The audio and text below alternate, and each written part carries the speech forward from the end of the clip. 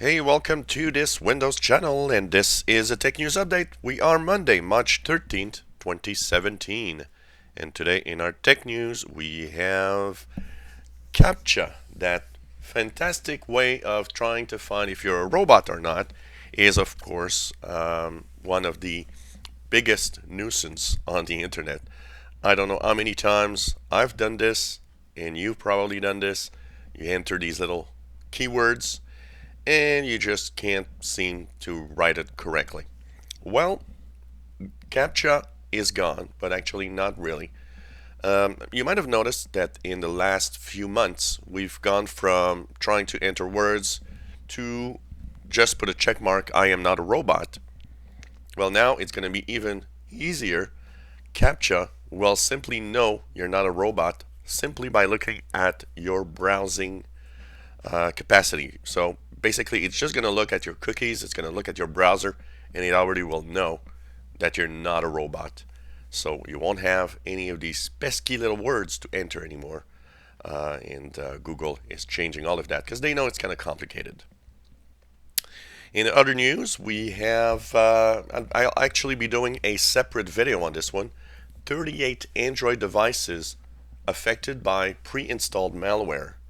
So you know what? I will give you the list because it includes some very popular phones, including the Samsung Galaxy S7.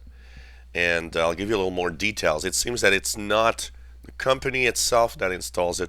It seems that somewhere in between the companies making the phone and the release to us, somebody in the middle is adding that, and it actually displays ads and can even steal some personal info. So check it out. Install Malwarebytes anti-malware on any Android device that you might own, and have the software scan your device just to make sure that you're not part of the people that have the bad software installed on them. And I'll have a separate video on this, and I'll of course talk about all the phones that have been affected. There's 38 different devices that are affected. Well, it seems, according to Windows Central, that the Creators update is finalized this week officially, and that next week insiders should get the finalized version in the fast ring. So that's going to be interesting to see. It would mean that next week is pretty much when we get the official release, and that's going to be quite cool to see. So, and this week is really to finalize. They are, winding down Creators Update, and of course, they will start focusing on the next update for this fall. Well, Intel is really getting into self-driving car seriously by acquiring MobileEye, which is a self-driving car tech company, and they are buying this company for $15.3 billion.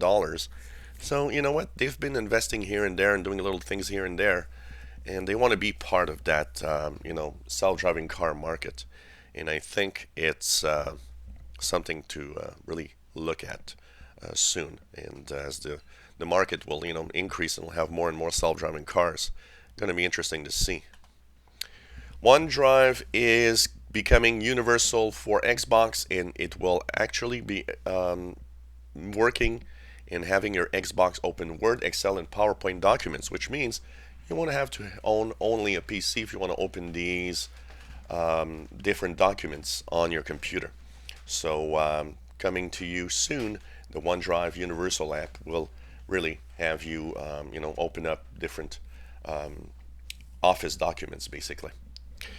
And basically, a hacker that usually hacks into iOS devices, iPads, iPhones, has found a way to hack into the Nintendo Switch only about a week after its release. And basically, the idea behind the hack is that one of the, because a lot of people are saying, well, I don't understand the link between iOS, which is, Apple and iPad, and Nintendo Switch. Well, one part of the Nintendo Switch is actually using an Apple iOS 9.3 WebKit, because that's what they use to make the Wi-Fi connections. But because it's using iOS 9.3, which is an older version, and that version has a flaw, hackers have been able to go through.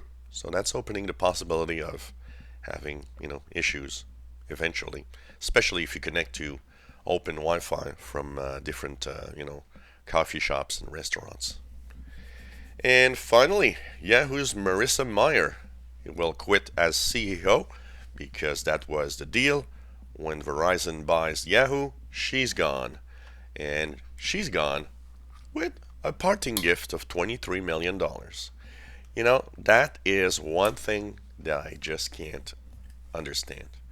When a company doesn't go well, when a company is spiraling towards almost inexistence, and plus we have all these, information about the Yahoo hacks that, basically there were so many accounts that all the information were stolen.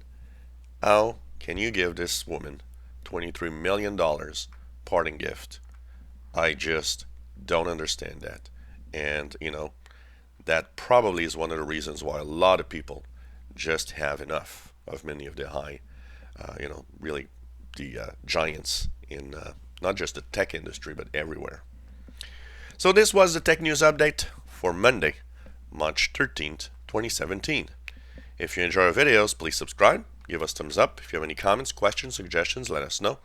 And thank you so much for following us on this channel.